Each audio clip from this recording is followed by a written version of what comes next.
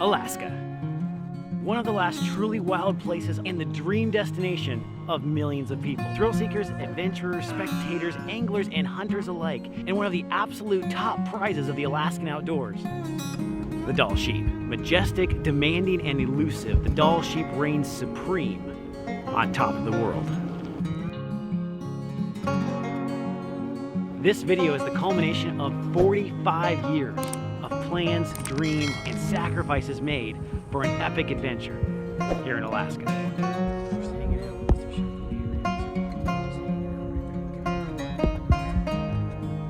So my dad is the quintessential outdoorsman. Growing up in Southern California in the 1970s, he would literally get up early most days to ride his bike out just to go rabbit hunting, and then he would be able to ride his bike to school and store his firearm at the school in Southern California in those days.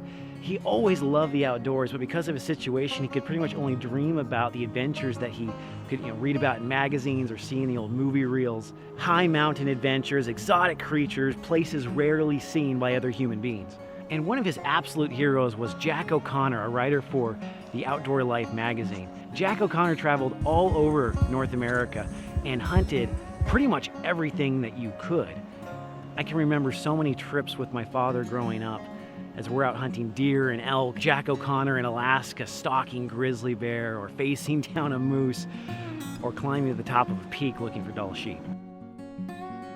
Well, fast forward 45 years and my father and I are headed out on our second attempt to achieve that lifelong dream of his of harvesting an Alaskan Dall sheep. 2 years ago, my father and I had flown out on a self-guided sheep hunt, and after 11 incredible and brutal days, we had failed to close on a ram. And although we did hike out of there with a nice mountain grizzly, we both knew we were going to have to do this again. We were going to have to make another attempt for a Dall sheep. Well, this year my father drew a specific sheep tag here in Alaska, and things just worked out incredibly to go with one of the best outfitters in the state. Jeremy Rusink with Rogue Expeditions set us up with an incredible guide team, two young guys, Griff and Jack. Woo! And so on August 8th, we headed into the mountains, loaded heavy for a 14-day trip, and hoping that we'd be heavier coming out. All right, everybody, it's early Monday morning, and we're getting geared up. We're gonna be in the truck here in about 20 minutes. Head out to the trail and get up on top of the mountain. Plan today is to get up there and stay as dry as we possibly can. It's still raining. And get camp set up, and then we'll be able to locate the sheep for my father tomorrow. And then be able to hopefully get them on Wednesday morning when the season opens. So let the adventure begin. Now, Dall sheep season doesn't start here till August 10th, and normally you want to go in 2 days early like this so you can set camp up and be ready and locate a legal ram before the season opens so that you're ready to harvest him that opening morning. It's the absolute worst is doing all the work to get into Dall sheep country and then to have someone else shoot your ram an hour or two before you. Well, we got up that morning and the weather just was not looking good. And we're coming to the realization that it was going to be a long and wet hunt. And so we started thinking, do we wait an extra day? Do we go in 1 day before the season? Do we wait till opening day to go in because the weather was supposed to be nicer on opening day? And my sister-in-law just said it the best. Just embrace the suck. Everything just cut loose. It starts raining, the wind is howling, it's driving the rain into our rain gear, it's penetrating our rain gear. We are sweating hiking up that mountain with 60, 70 pound packs, and we are just soaked.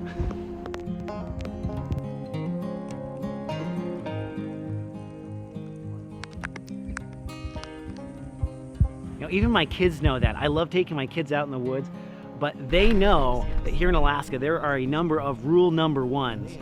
And the absolute rule number one here in Alaska is don't get wet. Well, we were wet. But the reality is that you can't really do anything about it at that point. You just have to keep going.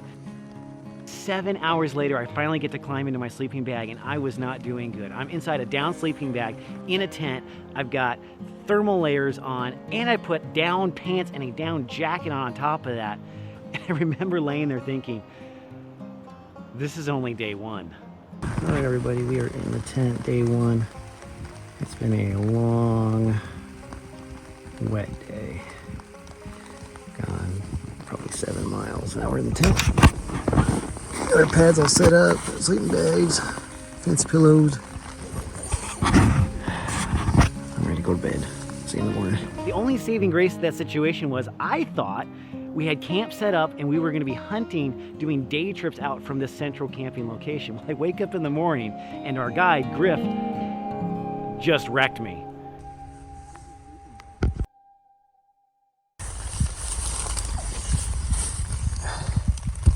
And immediately starts talking about packing everything up, breaking down the tents.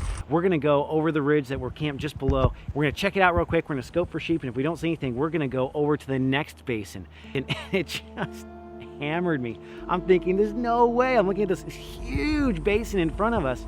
You know, this incredibly steep ridge on the other side that Griff's saying, we're gonna climb up there and we're gonna go over to the next basin. That's kind of the way that sheep hunting goes. You just do it. And you just embrace the suck and you just kind of suffer through it knowing it's gonna be worth it. It's gonna be worth it. You kind of constantly be telling yourself this in your head. And so we did. We peel off this ridge, we're heading down to this valley. We finally get over it and we're looking up at this massive ridge. And I wouldn't even mention this part of the story except that at this point, we're stuck on the opposite side of several major rock slides. Rock slides are just part of the reality of sheep hunting here in Alaska. You're up in the mountains and it's just the type of terrain that's here. You're gonna have everything from these massive boulders you have to crawl over to these whole mountain sides of this really loose, unstable scree. All of this just gets worse when all this is wet. Well, it had dumped on us yesterday and it was still drizzling at this point. Griff's up ahead, then Jack, then my father, and then I'm in the back. Well, we're just about across. We're on the last of the slides, and I'm looking down trying to find a place for my trekking poles. I hear rocks beginning to slide, and I look up to see my father disappearing out of view. As I was able to work my way over to him, of course, my first thought is he okay? Is his leg broke? Is he okay? Did he hit his head? Anything's wrong, that's it, we're done. And we are 12 hours from any sort of help on foot. So I'm anticipating calling a helicopter and something. We get over there, my dad's okay. That's a huge relief. And then of course the second thought is, what about the gun? The rifle is on his right side and he flips over to his right side, right on that rifle. And so we're checking it out. And of course, there's some damage. We see a scrape there along the scope. We see it there on the stock. And no one wants to say it, but we all know at this moment, this hunt might be over. If that scope got knocked a certain way, if the barrel got bent somehow, if anything went wrong with that system, we might put in a long hunt and at the final moment not be able to make that shot. And of course the problem is we can't check it. We are in the hunting zone. There are sheep on the cliffs ahead of us and there's just no way for us to reasonably check the zero on this rifle without scaring every animal within miles away from us. And the season opens tomorrow morning. Now, my dad is a serious hunter and a serious shooter. If there's anyone that I want taking that shot with a questionable rifle, it's him. Not me, it's definitely him. But that means for a long day 2 and 3 as we are continuing the hunt, not knowing if our key weapon system is gonna function.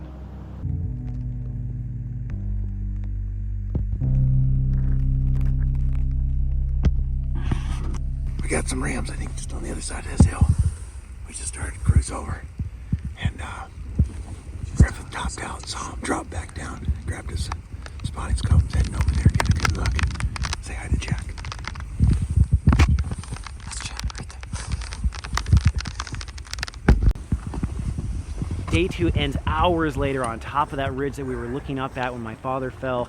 We were looking for a place to camp. We couldn't find one, and so we literally have to find a sheep bed and carve out a place for ourselves on this cliffside.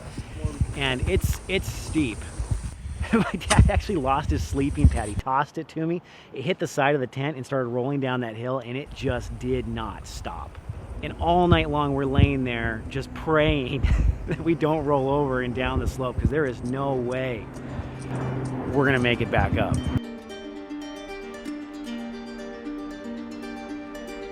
Opening morning, we pack the tents up, we climb up to the top of the ridge, and we can glass across the next basin. We can see just a portion of it that extends way off to our left around the corner of the cliff that we're sitting on.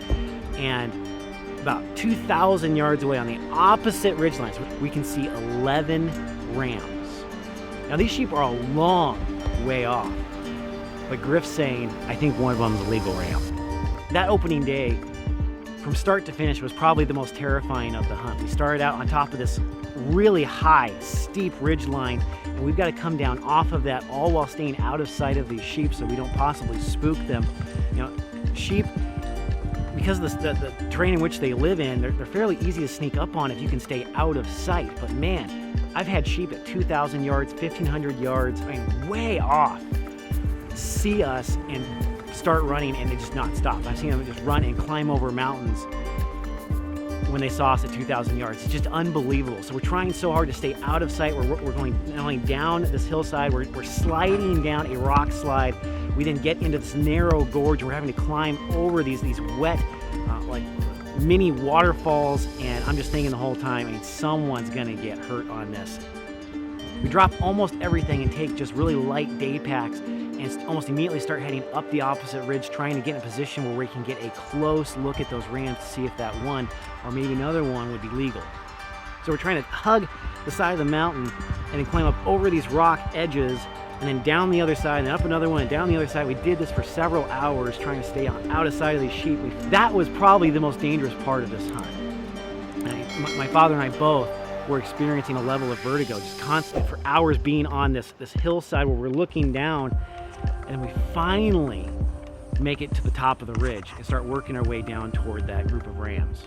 So we're walking along the top of this ridge line now, and we know at this point, if we run into these rams, it's going to be close. We're gonna be within 100 yards. And so Dad's up front with Griff. We got the glasses ready, the rifles ready. We're anticipating seeing these sheep at any moment. And then all of a sudden we look off to our left, and across the valley, we see sheep. A lot of sheep. We initially ignore it thinking, okay, we're gonna keep going toward this other group that's on our ridge line. We'll deal with those later if we can't locate these ones. Well, I think it was Jack who pulled his binos up and looked over there and said, those are our rams. They're now 2,000 yards away from us on the other side of the valley.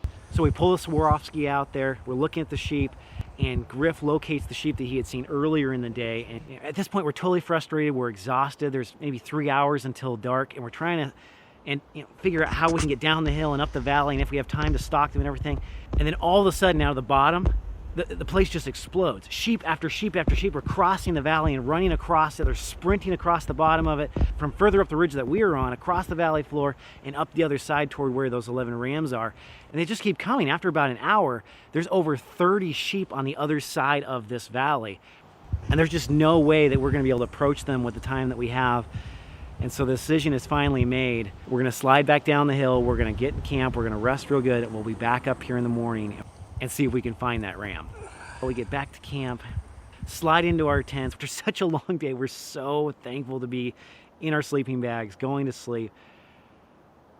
But man, that whole night we spent thinking, please, please, please still be there in the morning.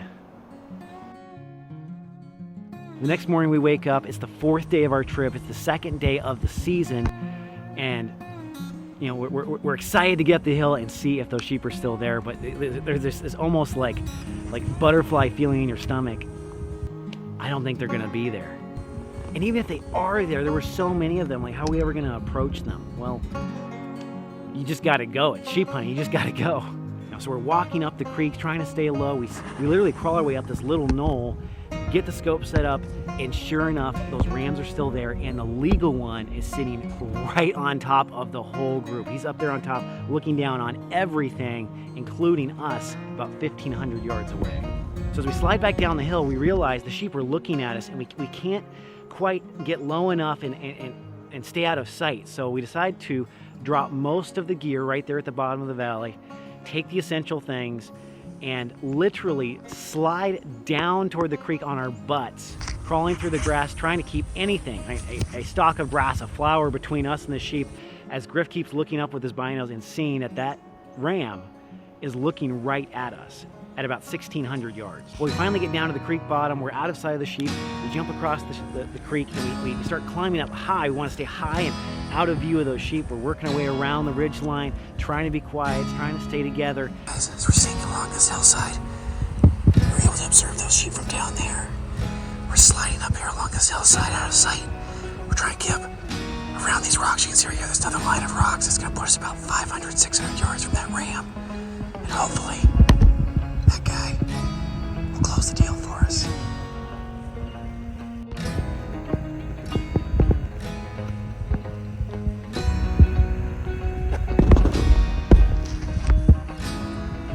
The sheep are right over this knoll.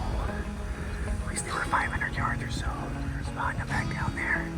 This is where we want to be. We might have to get a little bit closer. As long as those sheep haven't panicked, been spooked somehow, we'll be good. We'll get a shot here.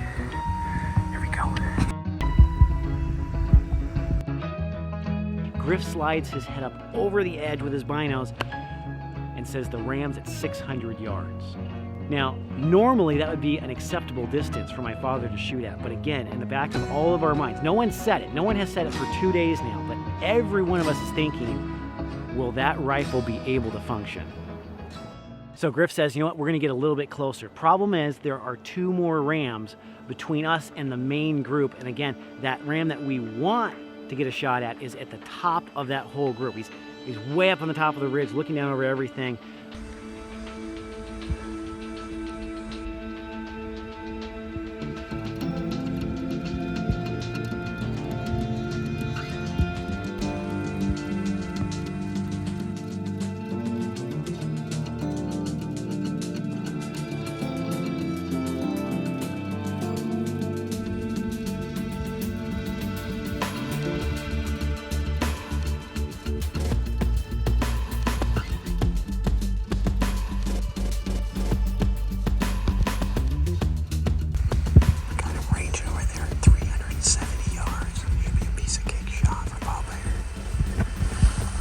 This is the moment we've been striving for 4 days now. This is what all the pain, all the suffering, all the vertigo has been about. This moment right here. All the while in the back of my mind, I'm thinking, man, I hope that rifle shoots straight. So my dad's got his rifle, he slides up next to Griff, and I can tell Griff is really tense, and I'm assuming the sheep are looking right at us. So I've got the camera, I stayed low, just kept it on what was happening there. And the moment finally came, and I'm just praying, please shoot straight. I really don't want to chase these sheep up over another basin.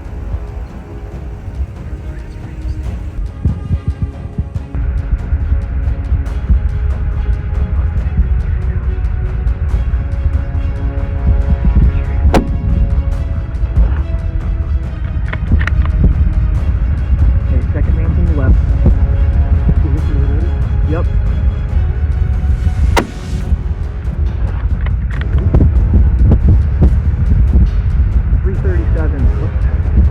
339. Okay, 344. Okay, that's a good range. Oh, nailed it. Yeah! Let's go! Thank you, Lord. Woo! Oh, what is that? Holy smokes. 45 years of waiting for that shot? Yeah, exactly. I want to go check him out. Whew. Oh, praise the Lord, man. That's just awesome. What? Thanks, man. You guys are awesome. Woo!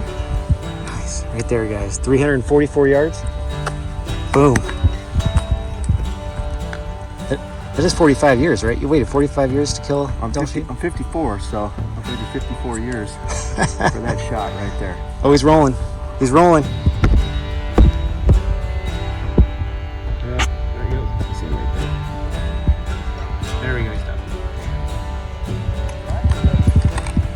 Dude, I had him lined up. I mean, if that bullet went anywhere, it went right over top of him. I heard the third shot hit. It's fine. Yeah. Wow. You heard the what shot? The third shot, I heard that smacking. Oh, you did hear him? There's a distinct sound that a bullet makes when it hits something besides dirt. And so on that third shot, when I heard that sound, and Griff suddenly jumps up and starts yelling after 4 days of trying to walk carefully and be quiet, I just cannot tell you the relief. Just sneak right past those two right there. They're sitting down here. They were going to bust us. Gotcha. awesome. We started where? Wait, down there. Actually, we camped down at the base of this valley. Spotted the sheep from there, hiked all the way up along the edge of this thing right here. Here you go, buddy. That sheep's down right over there. So we're walking up on the ram, this big ravine right here we gotta cross, but look at this. They're all just hanging out right there looking at like, what in the world's going on? There's another good ram right there in the front. They're looking at us.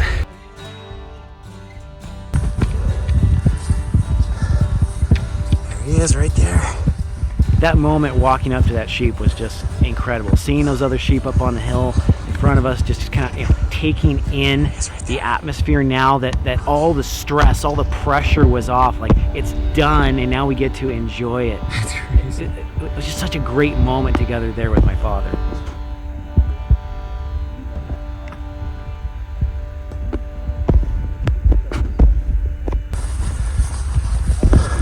Call out that stock, dude.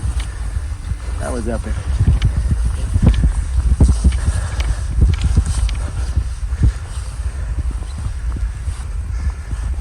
Yeah, doggy. Yeah. There he is. There he is, praise the Lord. Look at that, man. Oh, dude. He's way up past here. Look at that, Johnny. Oh my goodness, look at that angle. That is a ram. All right. Good work. Congratulations.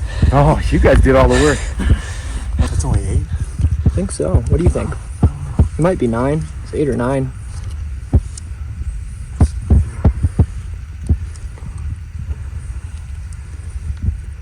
Yeah, maybe 9. Right in there. Perfect, dude. Perfect. No complaints from this. Not at all. spot. We got 2 inches past? Yep. 2 inches past full curl. Nice, nice. You got an old fat boy up here. Close the deal. That's awesome. Tipped out, not broomed. Mm-hmm.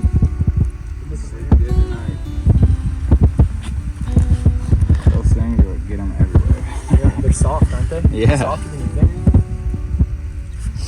It's crazy. And stick on the side of a mountain. At first shot, I expected him just to go nose plant. You know what matters though? Is that he's right here. This rifle went a long way. That guy went a long way. And the sheep is dead, so hey, we're content with that, right? John's trying to talk me off. I'm not gonna complain about it. He might. He knows how I am about this. he's gonna have to come back and shoot again. When you So it's get like, old, that doesn't all you count. got left, dude. Oh, you got the walking part too. Out here. Look at that view. The place, the trip, the sweat, the cold, the vertigo, the tension, the worry, the hope. It's just such an intense moment. And more than that, the realization that this 45-year dream of my father was finally accomplished. And I got to be there to experience that with my father. As we're walking across this gray hill toward this white speck, I suddenly began to have flashbacks back to when I was 9 years old. My dad had found this movie titled This Is My Alaska. This old-time Alaskans who got to just do all the great stuff back in the territorial days. And I remember being 9 years old, sitting in my family living room, and there with my brother, and just getting to see this on screen and wishing, hoping that someday I would get to go see any of that, let alone experience it. And now being able to live here in Alaska and have my father with me and experience this with him was just this core memory kind of a moment.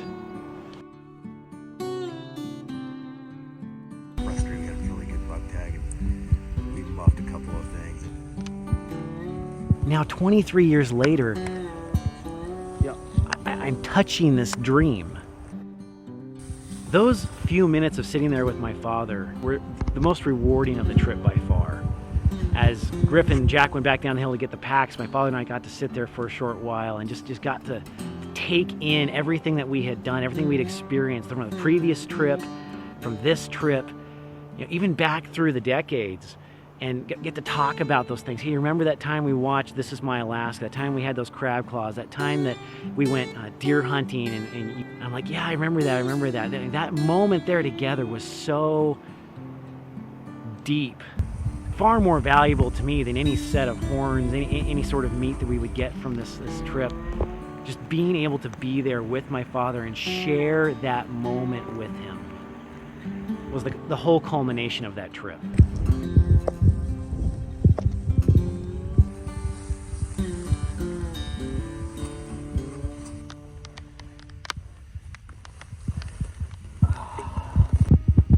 And this is something that people who don't hunt just don't seem to understand. Hunting's not about killing something. It's so much deeper than that. It's about, the adventure, the experience, yes, but it's the dream. It's the journey. It's that hope. It's knowing that you're gonna put in the time and you're gonna suffer, and you're gonna be wet, you're gonna be cold, and just praying that all of these things come together. It's the knowledge that you did it right. That you didn't go to the store and just pick up a slab of meat from an animal that was raised in a cage and killed and butchered and processed in a plant somewhere.